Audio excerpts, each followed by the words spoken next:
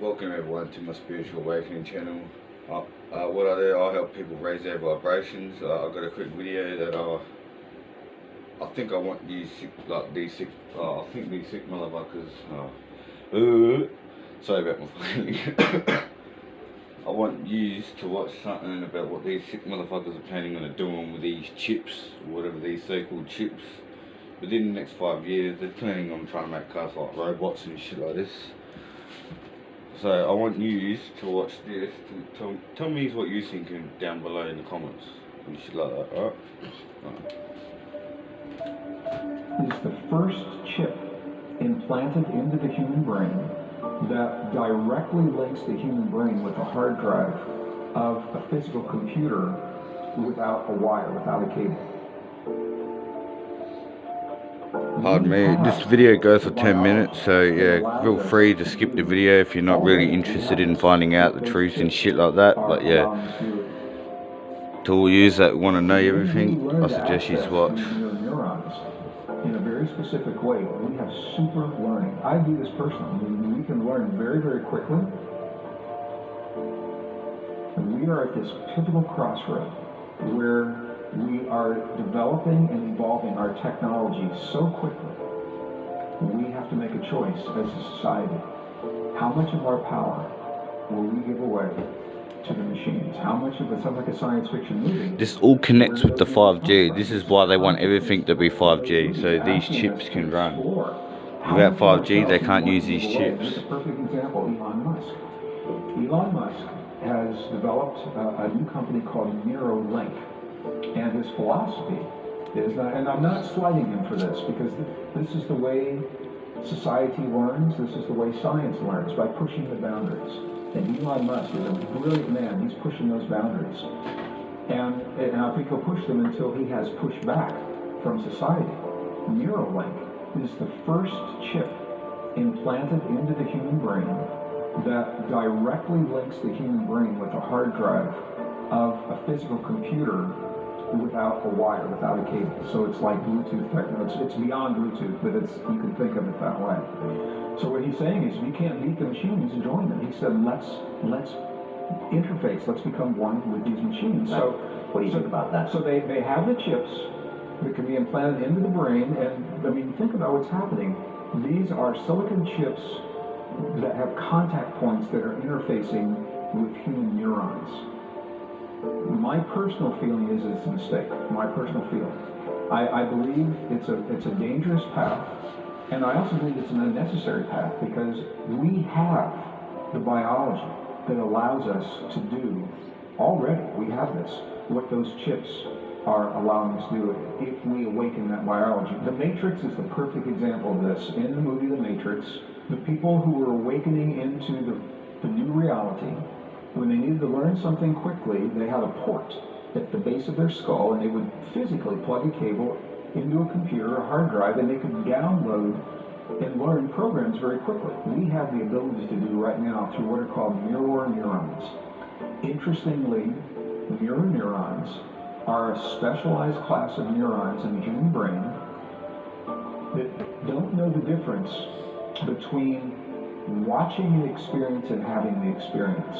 So when we already know this, for example, this is why you can lie on your couch on a Sunday afternoon watching a soccer game or a golf tournament or whatever. You're lying down, but you're watching this and your heart's racing, your muscles are tense, you might be perspiring, you might be, breathing heavy, but you're just lying there. I mean, if you think about that, it makes no sense. The mirror neurons think you're the one on the field. Right, playing how we watch. It is. And these are very powerful neurons, and they're also powerful in addiction. This is why pornography, for example, is so powerful. It's so addicting, because when someone witnesses those images with the mirror neurons, it triggers the oxytocin and the same dopamine, the same very addictive chemistry, because the brain doesn't know the difference between watching and having the experience. So these are the bad things that we hear. The good things that we don't often hear is because the brain doesn't know the difference. When we learn to access these mirror neurons in a very specific way, we have super learning, Brian. We can learn. So I do this personally. I mean, we can learn very, very quickly. We can learn music. You can learn to perform the way another musician performs. You can learn a foreign language very quickly. You can retain, not only retain, but recall information. Very super learning, super memory, super retention, super recall from the mirror neurons. And here's the kicker. Those mirror neurons in the human brain are in the 6th layer of the neurocortex that is made possible through a mysterious DNA fusion that happened 200,000 years ago. When we showed up, who or whatever is responsible for our existence, whatever's the source of the intervention that appears to have happened, made those neurons possible. And it gives us the ability, if we choose, to access this potential, to learn and experience very, very quickly. We don't need to be physically connected to a computer.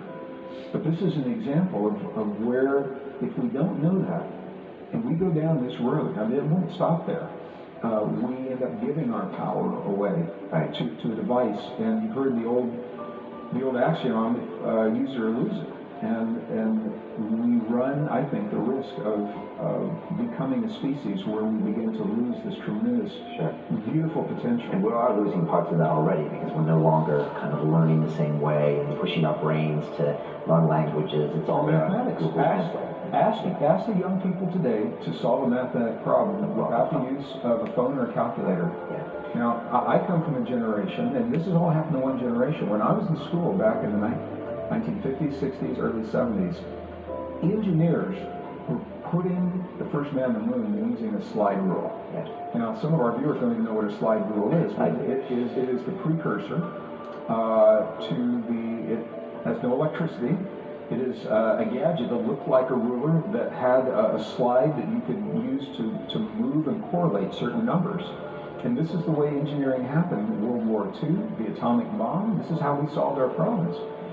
And young people now, if they don't have either a calculator, which is almost obsolete, a physical calculator, they're on phones now, or they don't have a phone, they cannot solve the problems. Yeah, well, we are now cyborgs, whether we want to admit it or not. Most people are anxious that they don't have a phone. They refer to it all the time. It's part of their consciousness. And so, as I've heard Elon talk about, he said the problem now, maybe not the problem, maybe the good part, according to you, is bandwidth.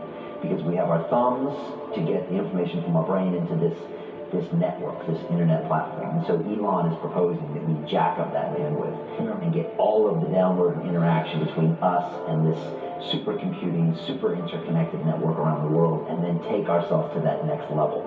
And so I think Elon is a proponent, or he's just saying it's going to happen, so let's make it happen. Yeah, he's just saying let's go with the flow. This is where it's going. Right, and I see what you're saying, because if we do that, there's not many ways of going back. We already are doing that to a certain extent, aren't we? Well, we are, and I have to be, for transparency, I'll just say that I probably am what you would call a purist.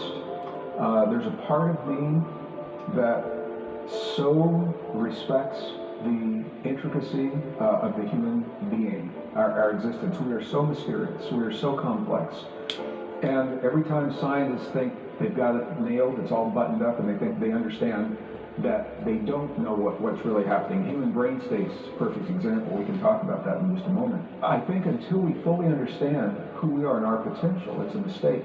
Right. We're closing off that door, we might not ever go back there. We're giving it away. It's a mistake to lose that. 50 years from now, there'll be the science fiction movie of the people that stayed away from the tech and the people that went into the tech. Yeah, I think it's happening right now. That's exactly what you're seeing. And some people go to extremes. I think the machines can be useful as tools. My caution is not to embrace them as a crutch, where we have to have them. If a machine can tell me when I'm creating the conditions in my body to access this potential, then that machine is very useful. Once I understand that, I can toss the machine away. I don't need the gadget, because now I know who I am. If I feel like I need the machine to take me to this place every time, so I have a bad day or I'm a little stressed, I say, I've got to look up to my machine, my PC, and run this app to tell me when I'm in the right brain state or whatever, the right heart state or whatever it is. And I think that's where we run the risk. And we have to be conscious. We have to be conscious and cautious as we do this. I'm tripping on a little bit because I wanted to go back. I'm not slighting Elon Musk. He is of a different generation than we are. He's an entrepreneur. He's done amazing things. He sees potential, and he says, let's explore this potential. And so he probably is accelerating the evolution, wherever that evolution is going to go. We have to make a choice now, where we didn't have to make it 5 years ago. Now we have to choose, are we going to follow this path? And I have to tell you, Brian, audiences all over the world, when I share this story, and I've got a presentation that goes with it, and before I even share my opinion, I can see people in the audience, and when they see the picture of the chip, I say, here's the chip, here's what it does. And people are out there, they're shaking their heads. And then when I say, in my opinion, this is a dangerous thing to do, it's a slippery slope, I think we may not want to go here, people stand up and applaud. People, at least in the ilk that we are communicating with, believe that there is we're pushing a boundary, and it's a boundary they don't want to cross. What is it?